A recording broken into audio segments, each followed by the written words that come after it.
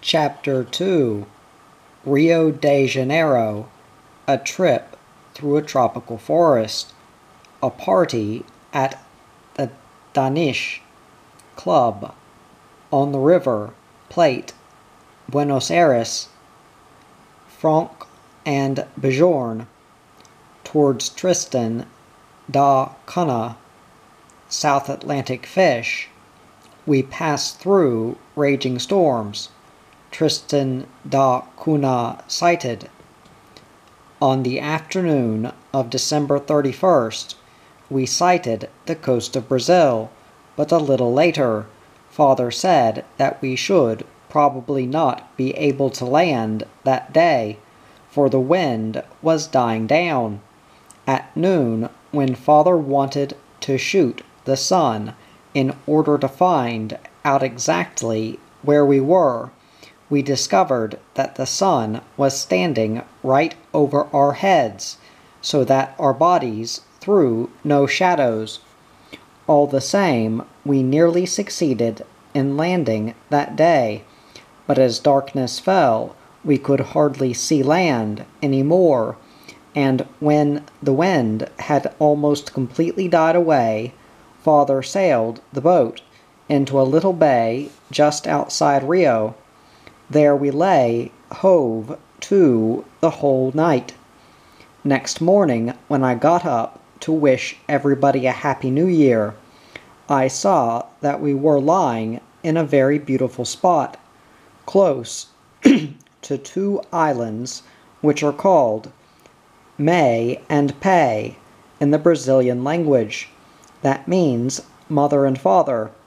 At the same time, we saw a huge turtle in the water swimming alongside the ship. In the morning, the wind freshened and we sailed into the harbor. From the ship, the shore seemed to be just a long line of sand, so straight that it might have been a little drawn with a ruler. We also saw the big pointed rocks, the Sugarloaf, and the false Sugarloaf, and the big palm forest looked strange and peculiar. At the entrance to the harbor there was a fort, to which we dipped our flag, and farther in there was another one. We also dipped our flag to many warships. In the afternoon we found a good place to anchor, not far from the pier. The quarantine officers, who in other places used to come almost before we had dropped anchor, didn't arrive till the next day. On our way in, we had seen the Danish motor vessel Louisiana lying in the harbor, and that pleased us very much. The very same day, some of the crew of the Louisiana came over to us in a boat and asked if we would like to come on board their ship, and you can imagine that we didn't say no to that. And so we were all taken over to the ship, all except Carl and Christensen, who stayed at home because it was their watch. We had a lovely time on that ship, and stayed there as late as 10:30 at night. Jan Tur, Jensen, and I went to visit the crew's quarters, and I got a lot of nuts, some of which I kept till we got back. We also had supper, and you may be sure that it was lovely to taste again: Danish rye bread, butter, vegetables, and so on. We also had apples and oranges and a big bunch of bananas, and were allowed to go below and look at the crew's cabins. Next day, Father went ashore to see if there were any letters, and there were some parcels for himself and Mother. I got 3 letters. On another day, when Father came back on board, he was very pleased, because he had spoken to a Danish lady, Miss Bront, who was the secretary of the Danish Club, and who had promised him that he could hold a lecture there to earn some money, and afterwards there would be dancing. On January 5th, we had some Danish visitors, and they said we must come and pay them a visit, and then we would each be given a big hat with a broad brim. I went into the water many times a day and learnt to dive, and also practiced swimming underwater and swimming towards the bottom. Now I can swim quite well. We had a lovely time, and I noticed that I had already become twice as strong as I was when we sailed from Denmark, and my body was burnt quite dark brown. There were pictures of us in all the papers, and a whole lot was written about us, but not much of it was true. Mother thought we ought to make a fuss and see to it that everything was put right, but Father just said, "Can't be bothered." On January 7th, when Father came back from shore, he told us that today we would go ashore and have dinner, and Miss Bront and her daughter, and afterwards the Danish council, would take us for a long drive in the mountains. There were 2 Danish gentlemen living in Miss Bront's house, and they were all very nice to us. Then we had dinner and ate food which we had never tasted before, except Father maybe, who had been away sailing many years ago. There were black beans and rice, with some sort of dry root grated over. We also had beef, and sweet potatoes, and onions, and corn on the cob. We smeared butter on the cobs, and gnawed off the corn. It all tasted lovely. Last of all, we had peaches, bananas, mangoes, plums, Brazil nuts, and walnuts. When we had eaten, we went out into the garden, and immediately a lot of hens and ducks started running after us. Later on, we had shower baths and washed ourselves all over, and that was lovely, for it was a long time since we had been allowed to use so much fresh water. Finally we played in Miss Brant's gym, but soon afterwards we discovered that it was late, and at once we got a cup of milk and a piece of bread and butter before we left. When we had left, we drove down to the big square in front of the skyscraper. A Noit, which is 22 stories high, there was a car waiting for us opposite. The Danish council was not there, but one of his Danish assistants instead, whose name was Mr. Beck. The man who drove the car was a real Negro. It was splendid in the mountains, and quite cool as soon as we had got a bit up. We drove the whole time through a big forest, where wild banana bushes grew, and tall cocoa-nut palms, as well as hundreds of strange trees, whose names I do not know. We drove past many large waterfalls, and finally stopped at one of them, where Mr. Beck bought 3 small baskets of Brazilian strawberries for Jan, Tur, and myself. We could see the plants on which these strawberries grew. The berries looked both like raspberries and like ordinary strawberries, but they were hollow like raspberries. When we had eaten them, we drove on, and heard all kinds of birds and insects singing. There was one sort of insect in particular, which sang in a very high-pitched tone that sounded exactly the same as when one plays the piccolo. This insect was called the singing harvest fly. We also got out of the car at a place where there were a lot of huge caves and other queer things. It was very queer inside the cave, and in several places there was a big stone lying on top of some small ones, so that it made a kind of porch, but you could see that they had not been put up like that by human hands, for the stones were enormous, and we could walk under them quite easily. A stream sang between the stones, and we saw a beautiful big butterfly. We went in between the rocks, and it was very beautiful in there. In one place we saw a rope which came from high up above, where something was growing, and through a crack in the rock right down to where we were standing. When we looked more closely at the rope, we saw that it was really two roots twisted round and round, as if they were very fond of each other. Later on, we went into a big cave, which the sea had made. There was a stream of water which fell from the roof, and where it fell, it had hollowed out a big stone. The sea whispering outside the cave sounded so beautiful that you couldn't help tears coming into your eyes. But at the entrance it wasn't so beautiful, for that had not been made by nature. A man stood there and sold a kind of marzipan sweet. Mr. Beck and Father each bought a bag which we shared. They tasted lovely.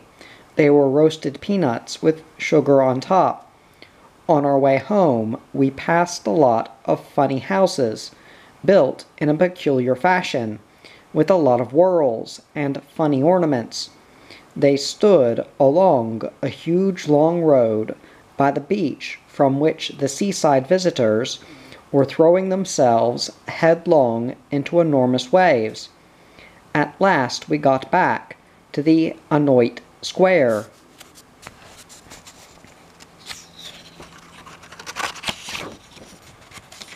And found the crew with the boat. They had been waiting for us a long time.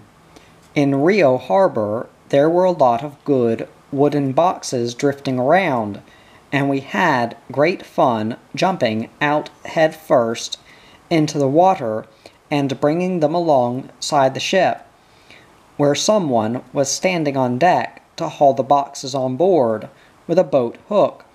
We rescued a lot of good fuel. It was usually Cookie who dived in for the boxes, for he knew that we had got to live very cheaply, but he was going to see to it that he had fuel for his stove. On Saturday, January 11th, Father was going to lecture at the Danish Club, and I was terribly pleased because I was going to be allowed to come too. A Danish chemist, whose name was Mr. Roven, and who was very kind, came on board to look after the Monsoonen, and Jan and Tur while we were away. When we got to the club, a lot of people had already arrived, but before Father began, the president of the club stepped forward and made a speech in honor of us from the Monsoonen. Then Father read out some of his short stories, and when he had finished, the people gave 3 cheers for him. Then a violinist and a pianist came along and played while everybody danced. Every now and again a gentleman would come and bow to me and asked me to dance, but I refused and said I couldn't dance, till a man came along whom I liked very much, and he pulled me right up from my chair. Then of course I had to dance with him, and I managed quite well. As soon as I had learned the steps, I danced almost the whole evening. I danced with a Mr. Meyer, whom I also liked very much, and enjoyed myself a lot. Every now and then we had refreshments. At last it was nearly 2 o'clock in the morning. I had never before been up as late as that, so we said good morning, and went down to the lifeboat. Our oar had been stolen, so we had to scull the boat out to our ship. I didn't get to bed till 2:30, and I slept till 7:30. Then we went into the water as usual before breakfast. Father had invited a lot of Danish people on board, and in the afternoon Jensen and Christensen rowed ashore and fetched them in 2 batches. Mr. Beck fulfilled my dearest wish. He'd promised me a coconut, only instead of giving me 1, he gave me 2. They tasted lovely, and there was both milk and nut inside them. Some of the people gave us chocolates. Mr. Seaman, the man who had danced with me first, and I had played Philippine the previous evening, and now it was I who won. Next day I got my present, and it turned out to be the skin of a big Brazilian boa constrictor. I was terribly pleased with it, because there are not many people who own a snake skin, but I thought it was too much to give as a Philippine. Mr. Seaman also brought with him some big pieces of ice for us, and a kind of stove which the natives use, but you can only cook 1 thing at a time on it. In the evening of January 14th, we again had visitors, and that was our last evening in Rio, for we were going to sail at 4 o'clock the next morning. Father and Mother and all the crew sat and talked for ages with our guest, and not till late in the night did they row them ashore. In the morning we were under sail again, and it was my birthday, and everybody wished me happy returns. My birthday table was very prettily decorated. Father and Mother gave me an enormous expensive paint box with a paintbrush. From a Brazilian gentleman I got some bunches of grapes, and a man called Stenstrup gave me a pretty little box of yellow metal. There was a sweet picture on the lid made of butterfly wings. Besides these things, I got nuts from Jan and sweets from Tur, and a lovely big birthday cake with candles from Miss Brandt. I must not forget to say that another Brazilian gentleman gave us a huge basket of fruit and a fine bottle of whiskey.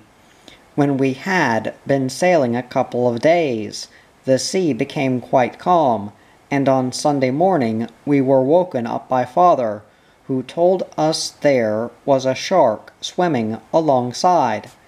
We hurried on deck and saw a big baby shark. Father thought it was one of those which are called dogfish, because they gleam in the colors of the rainbow. The blue fins especially are very bright, so that one can see the dogfish from a long way off. However, we didn't catch it, but later on in the day we caught a gray shark, which was about 10 feet long, and on the following day, when there was a stiff breeze, we saw a really huge one. In spite of the fact that one very seldom sees sharks when there is a wind, we caught this one at once, and 2 hours later it was back in the water again, and all that was left of it was a backbone and jaw, which we had hung under the hatch to dry. The backbone was mine, and gosh, how glad I was to have it. We saw many more sharks and many dolphins on this voyage. During the night of January 22nd, Father came and turned Jan and me out of bed, because there were whales outside. You can just imagine how we hurried up to get on deck, and there we saw 3 gigantic whales alongside the ship. They looked as long as the Monsoonin herself, and we could easily have harpooned them, only we didn't have the proper things for hunting whales. They looked very funny when they blew water high up into the air, just like a fountain. That night, we also saw a water spout, and all the time there were a lot of them, both during the day and at night. Early one morning we saw our first albatross, and I shall never forget that. A few days later the water looked very queer. It was quite yellow, for now we had come to the River Platte. We began to see many buoys and also some lighthouses far away and a lot of steamers. Now and again we sighted shore, but it soon disappeared again. The water became more and more yellow until finally it looked just like clay with a reddish tint. I thought it was very queer, for of course I had never seen proper river water before. Farther up the river we saw among the steamers that lay anchored there the Danish motor vessel California. That pleased us very much, and we sailed close past her stern. Then both ships dipped their flags to each other, and everybody cheered. When we had got still farther up the river, we anchored, and soon afterwards the quarantine officers came on board and told us to sail to beacon number 5, and then they would return on the following day.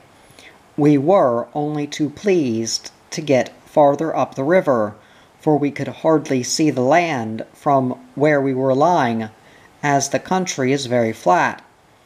On January 29th, Father and Carl went ashore to find out where we could anchor the ship. While they were away, it started to blow terrifically hard, and the Monsoonin's jib boom dipped right into the water. But everything went well, and Christensen teased Mother, as usual, for he is always teasing people. I was writing an essay, and everything was as usual, when suddenly Jensen came rushing in shouting, "The anchor's gone!" We rushed on deck, and the terrible thing was that we had no other anchor, and that Father was not on board. Neither Jensen nor we had heard anything, and the only thing Jensen had noticed was a slight jerk, but he hadn't thought that anything was the matter. He discovered the accident only because he happened to glance towards the 2 small fixed lights near which we were lying, and saw that we had drifted a little bit towards the land. You can imagine how we started to work, for we were lying in a channel that had been dredged and which was very narrow, so that if we should be driven outside of it, we should run aground. Jensen and the others hurriedly set sail, while Mother did the steering, but at last we couldn't manage any longer, and Jensen was also afraid that he would run the Monsoonin aground, as it was blowing so hard.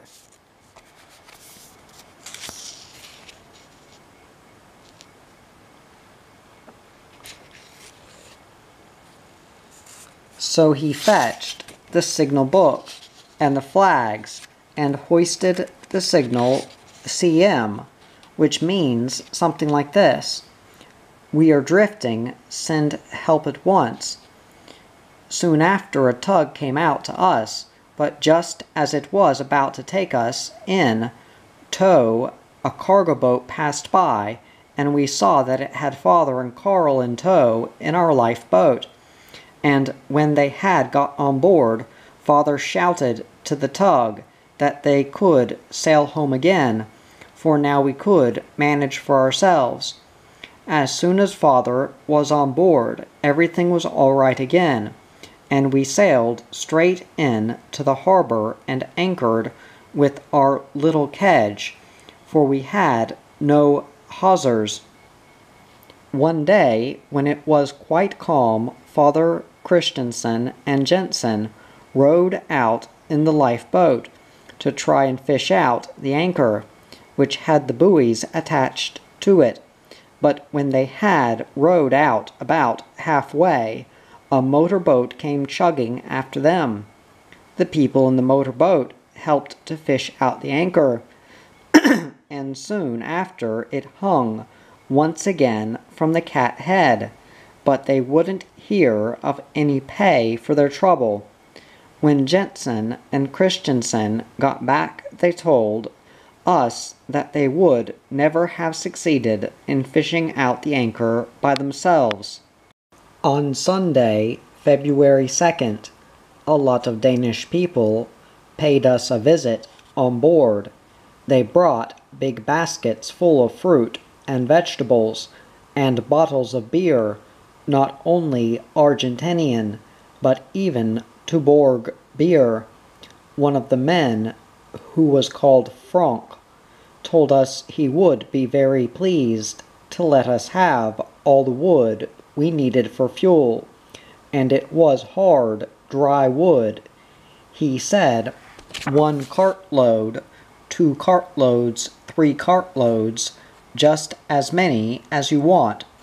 Next day, Father went ashore. Of course he had been several times already, but this time he looked very pleased when he got back, because he had seen in a Danish paper an advertisement saying he would give a lecture on Friday evening. The advertisement had been put in without Father knowing anything about it, and he was told by a Danish man in a high position that he had already been guaranteed 750 kroner. It was almost like a miracle, but Father added that for provisions alone he would need 1200 kroner, and even then we would still need many things for the ship. But all the same time it was almost like a miracle. I had not yet been ashore, but Father had promised that Jan and Tur and I should certainly go one day, and I was looking forward to it very much. Besides, all the others had already been. Meanwhile, I went into the water a lot, in spite of its being fresh water. I was also kept very busy, for I wrote letters a mile long to 5 different people. I enjoyed writing now, for I always had a lot to tell, and everything seemed to be just like an adventure. There were plenty of fish here, and they looked like goldfish. There were also a lot of cormorants, who dived after the fish. One afternoon, a Danish gentleman called Mr. Christensen came to see us, and he told Mother Father was ashore, that he was world champion in swimming, cycling, rowing, running. I can't remember all the things he was champion in. He had once dived into the water from a height of 30 meters, and he had won almost all the running races he had entered for. He had been in America and Germany and many other countries besides, and he could speak 9 different languages fluently. He told us many funny stories about himself, and finally he said that he would come again when Father was at home.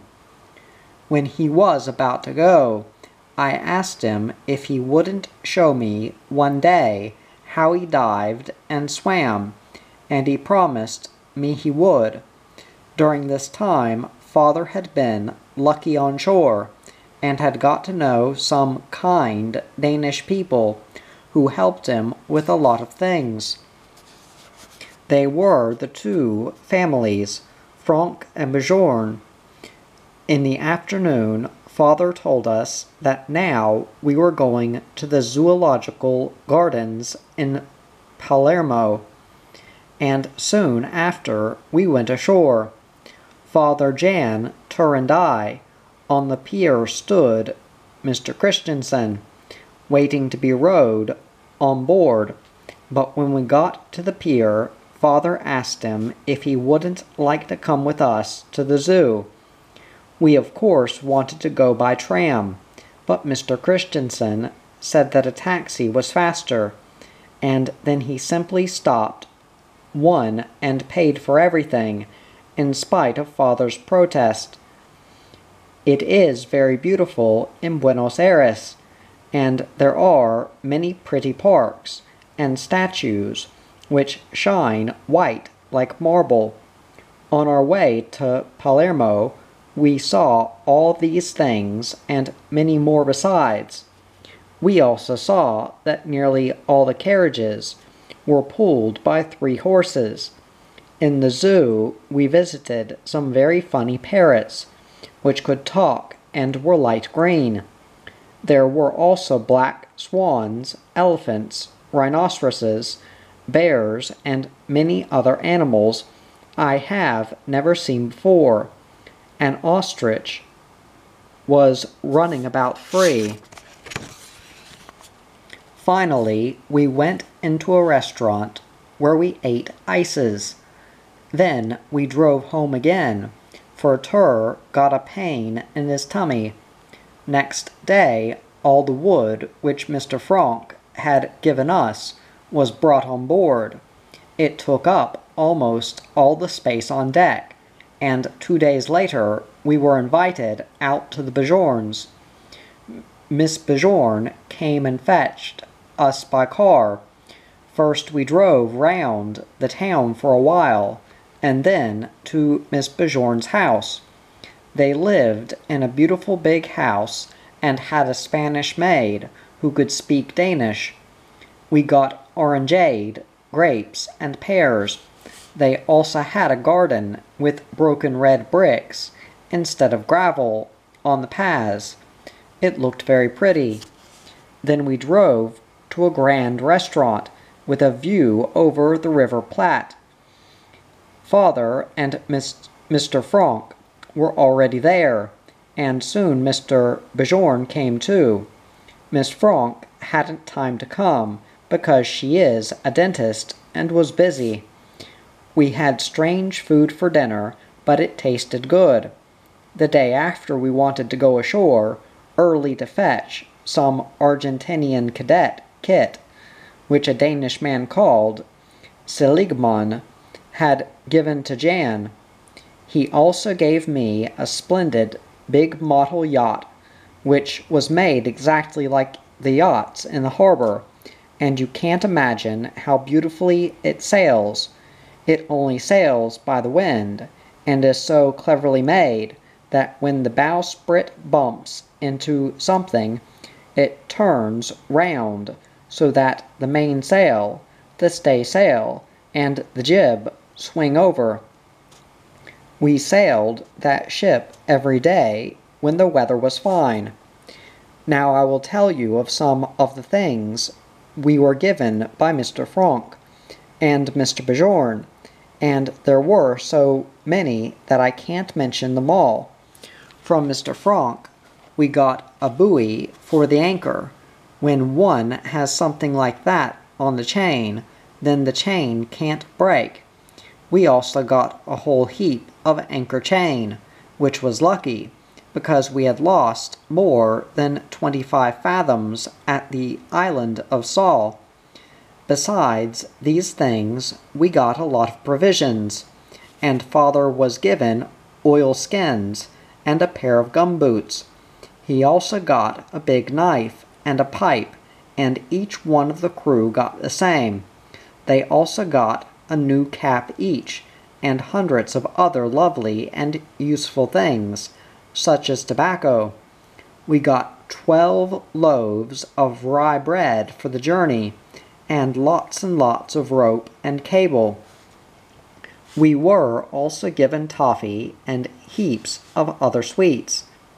Mr. Christensen came on board once again with 2 bottles of wine and toffee for Jan, Tur, and me. Since Frank, Bjorn, and others also presented us with wine, we finally had quite a lot on board. Before we sailed, Mr. and Mrs. Bjorn gave Jan, Tur, and myself each a smart red Indian hat with big feathers. They were so beautiful. I had never seen such beauties before.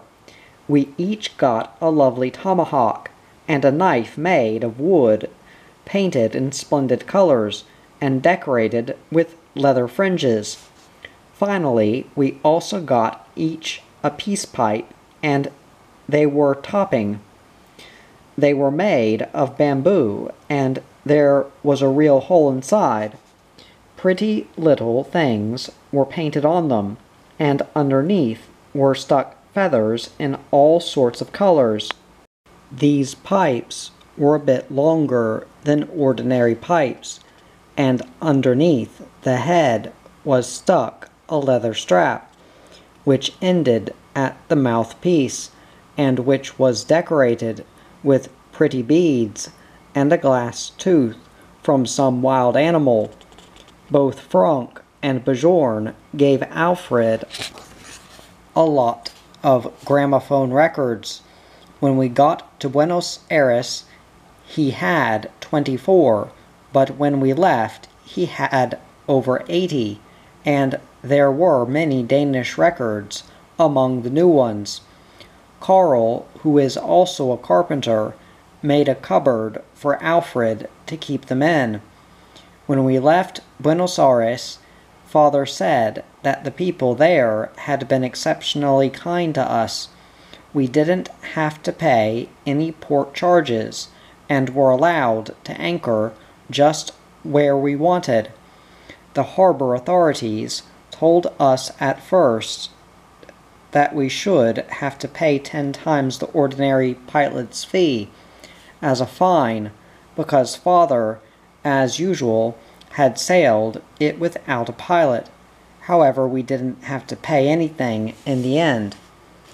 On our last evening in Buenos Aires, Father and Christensen went ashore to try and find a new cabin boy to take the place of Victor, who didn't want to come with us any farther. First of all, they boarded all the Danish steamers, but there was nobody who could be spared. On shore, there was a cook from a whaling boat, who had offered to come with us, but when Father wanted to sign him on, he didn't want to come after all, but said that he knew someone else who might want to come. However, when it came to the point, the other one didn't want to come either, and we were in an awful hole. They all thought the ship was too small for such a journey. Then Father talked again with the cook from the whaler, and told him that we had not yet found a cabin boy, and asked him if he could get us one. The cook understood, of course, that we were in a hole, and he said that we should probably find someone in the German sailor's home. Father and Christensen went there, and one man at once offered to come. He was a Swiss who could speak German, French, and Spanish, and his name was Max Roser. He packed his trunk at once and came on board. A few days later, Alfred said that Victor couldn't be compared with this man, for Max was twice as good. But most people are so terribly hard-working in the beginning, and that is really nothing to go by. Early next morning, on February 19th, Father went ashore to sign on Max. A strong wind was blowing, and when Father came back, we set sail and weighed anchor. It was only a squall with rain, however, and when it had passed, the sea became quite calm. We had got only a little way beyond the mole, but a few hours later the wind freshened again, and in a very short time we lost sight of land. Before long the wind grew stronger and drew ahead. Consequently, it took us the whole of 4 days to beat down the river, and even after that it was still some little time before we came to blue water, for if we saw the blue water one day, it had nearly always disappeared the next. We drifted such a lot with the head wind, because the sails were bad for tacking, and the coast, with its yellow water, bends in and out. A few days after we had left, we met one of the cutters from the harbor. She signaled to us, "I wish you a pleasant voyage," and we signaled back, "I thank you." When we had been tacking a few days in blue water, Jan, Tur, and I were called in the middle of the night by father, for Jensen had caught a dolphin.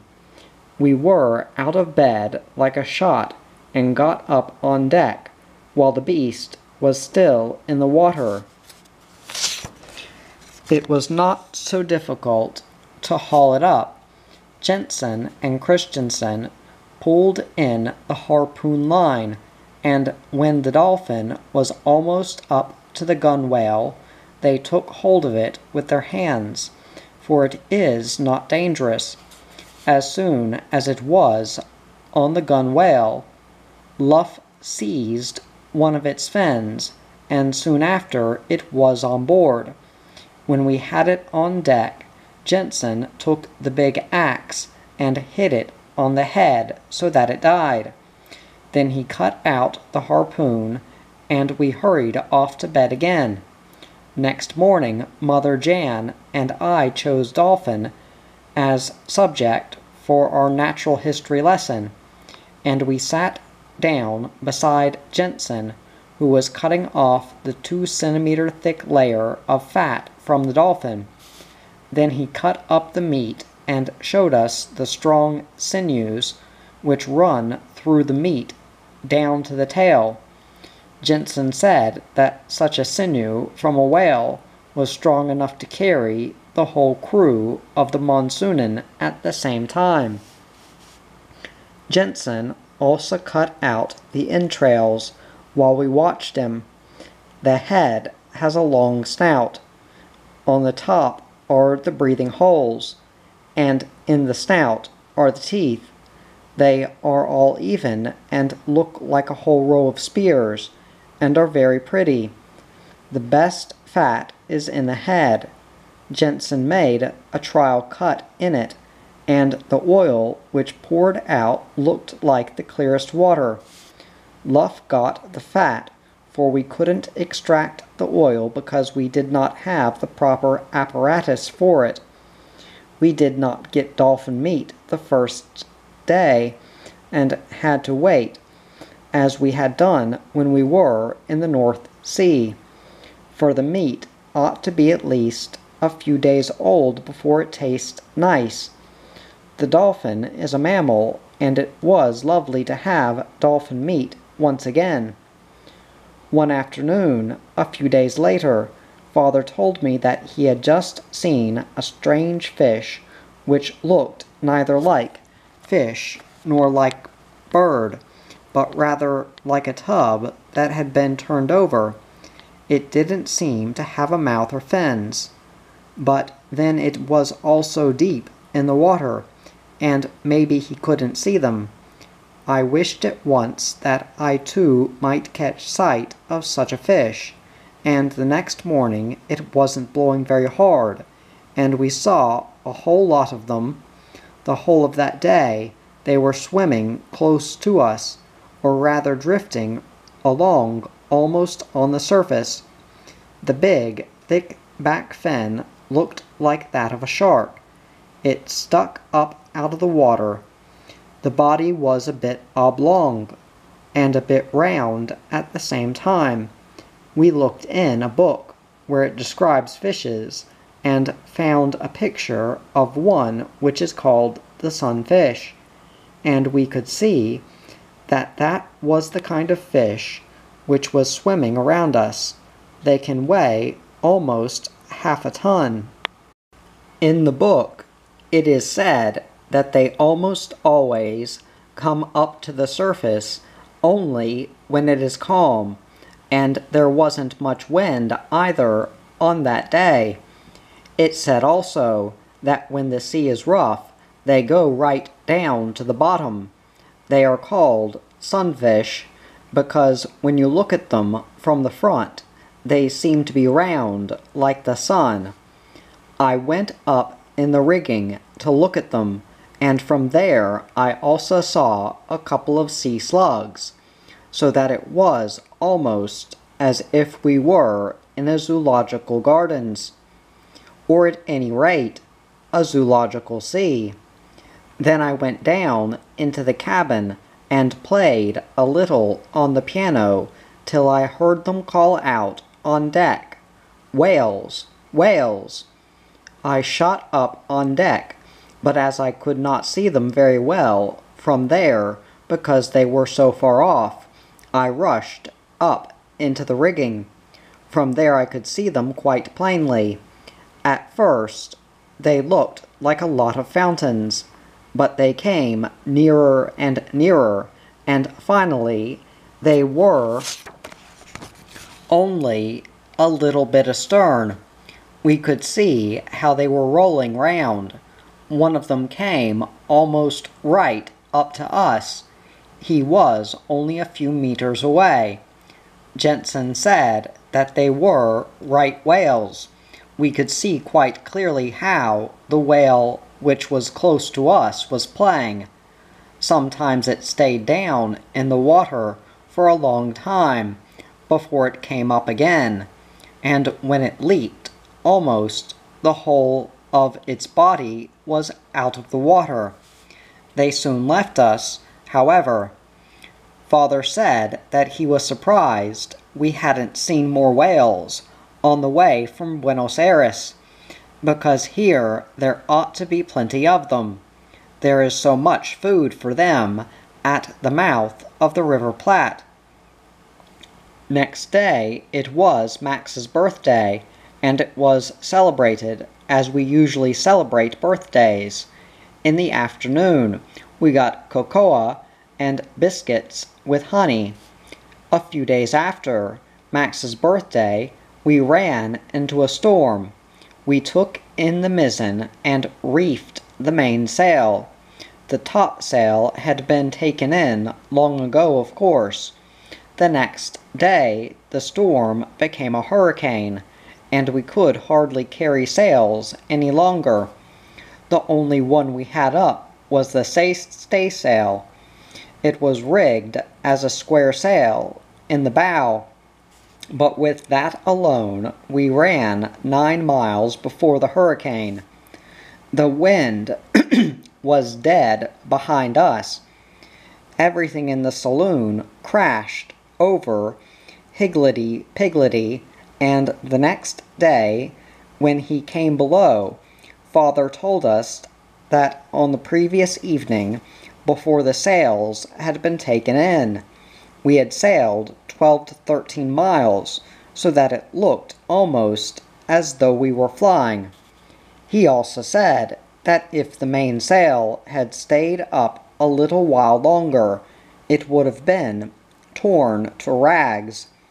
The storm lasted 2 days.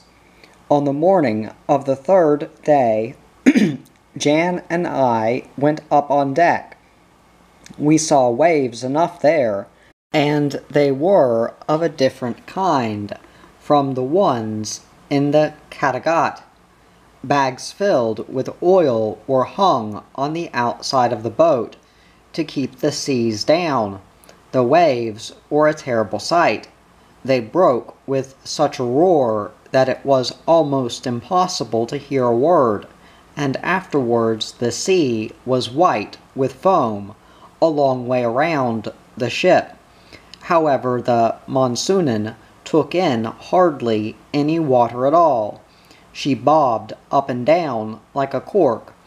We saw many huge albatrosses and tiny stormy petrels. But all the same, the most beautiful sight of all was the enormous rushing waves. They are more beautiful than anything I have ever seen on shore. But it is also fun to see little petrels between the big waves. When you see petrels around a ship, you can expect a storm, for when the weather is going to be rough, they always find their way to a ship, if there is one, in order to get food if possible. On the same day, in the afternoon, we set the mainsail. Next day, the wind died down rapidly, and by evening there was hardly any at all. When the sun set, it shone deep red, and then we knew that we should have fine weather the next day. It was exciting to see whether we should succeed in finding Tristan da Cunha after all. We certainly couldn't be sure of doing so, because we might get more stormy weather and mist. Tristan is England's most lonely colony.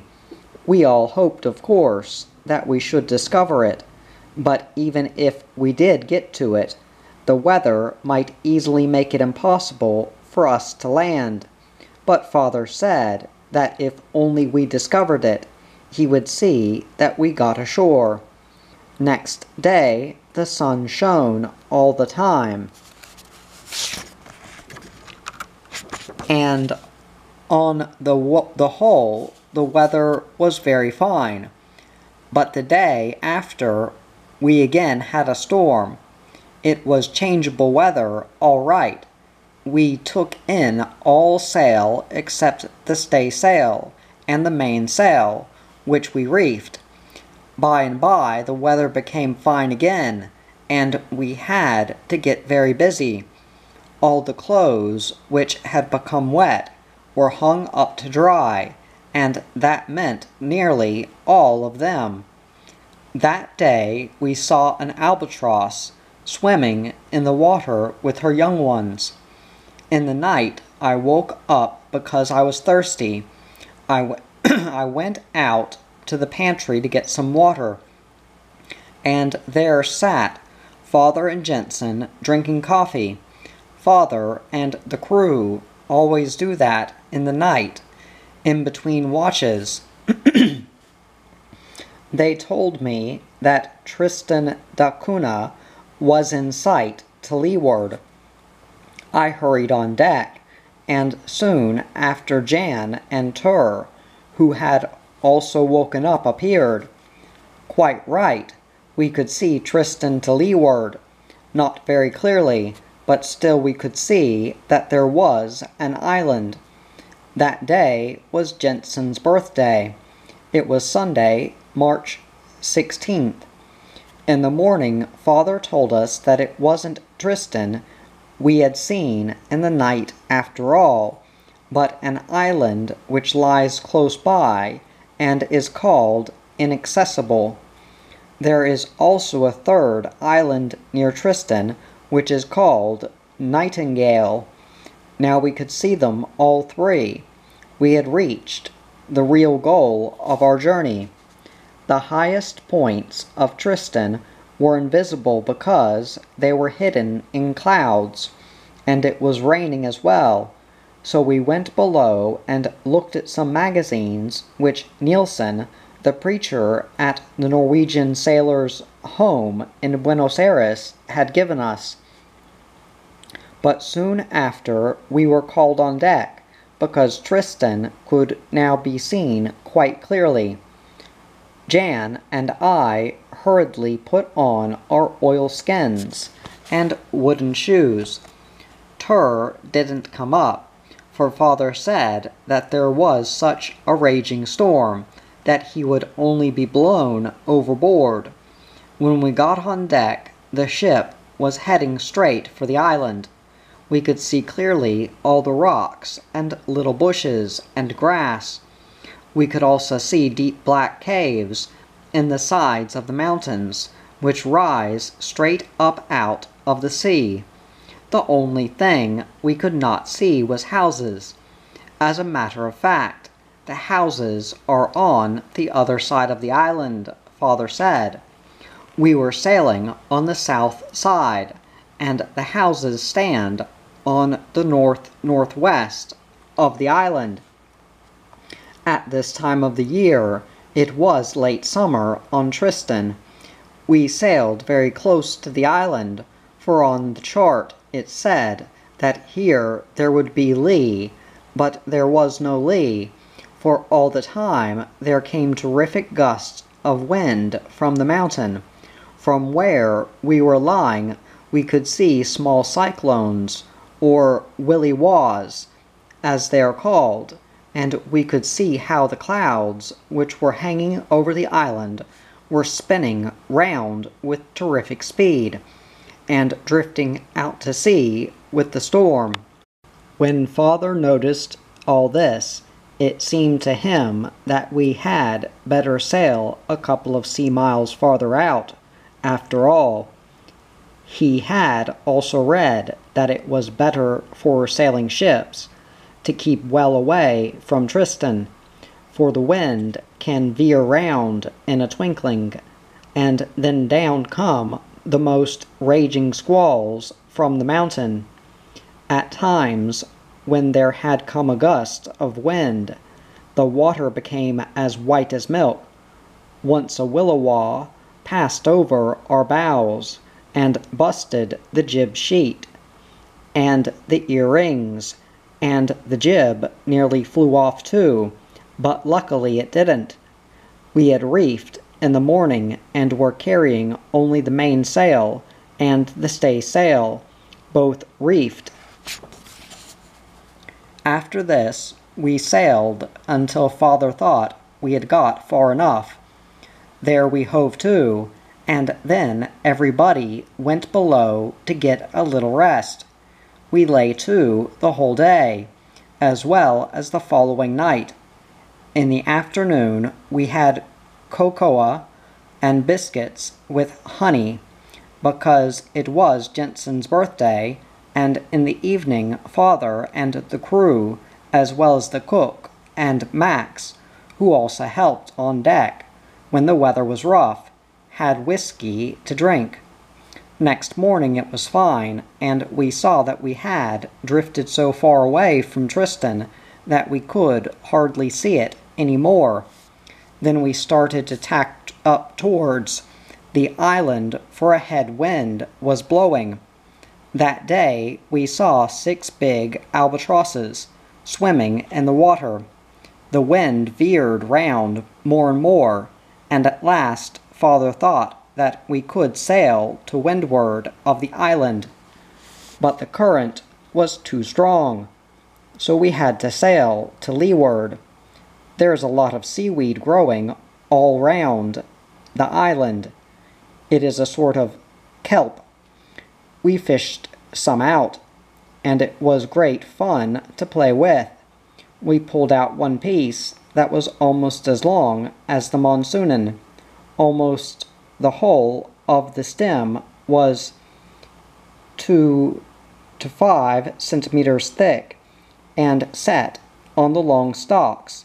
There were big pear-shaped bladders, which had a long, broad green leaf on the thick end. The bladders were filled with air, and we made funny things out of them. We cut all the side stalks from the main stalk, and used it as a rope. Then we played robbers and soldiers, and tied each other up. In the evening, just as we had got into bed, Father called us and said that he could see fires on shore. We hurried on deck and looked, but Father said that the houses did not stand there, and that the inhabitants must have come over to this side to fish, or something like that. A little later, we were called on deck again, because there was such a strong smell of meadow sweet coming from the island. Later on, we found that it was the apple orchards which smelt, and that the inhabitants had come to this side to fetch fruit, because they get a lot of tiny apples from the trees. We went back to bed once again, but a little while later, when the boys were asleep and I was just falling asleep, the cook came and called me and said that there were 2 boats from shore coming out to us. You can imagine that I just flung on my coat and sou'wester, and when I got on deck, the boats were almost alongside. The boats the people on Tristan da Cunha use are whale boats. They are made of a skeleton of wood which is covered with canvas on the outside. They are good boats in the breakers, but very small and frail. When the inhabitants jumped on board, each of them was carrying a little bag or sack, and in these they had all sorts of things, which they wanted to exchange for clothes or other things. Their parson had also come with them, but they were not keen to exchange him for another. Alfred and Mother were now very busy making food for them. Coffee was also made. We exchanged a lot of things with them, but we had no clothes to spare, and so we had to exchange a lot of our other things, and our tobacco. They have many cattle and many sheep on Tristan da Cunha, so the inhabitants had also brought little sheepskin rugs with them. Many of the rugs were very fine, with a tassel of wool in the middle, and one in each corner. Some had also brought a pair of bull's horns, and the place where they met had been covered over with fine bull skin. One of them had brought ram's horns, others had apples, and I was given some by one man. One man had brought 2 hens, which we exchanged. Others had a funny kind of table mat. These were nearly all 36 centimeters in diameter, and were made out of penguin skin. The skin of the penguin is covered in tiny, short, black and white feathers. On many of the table mats, long yellow feathers had been fastened in the middle, and they reached out to the edge.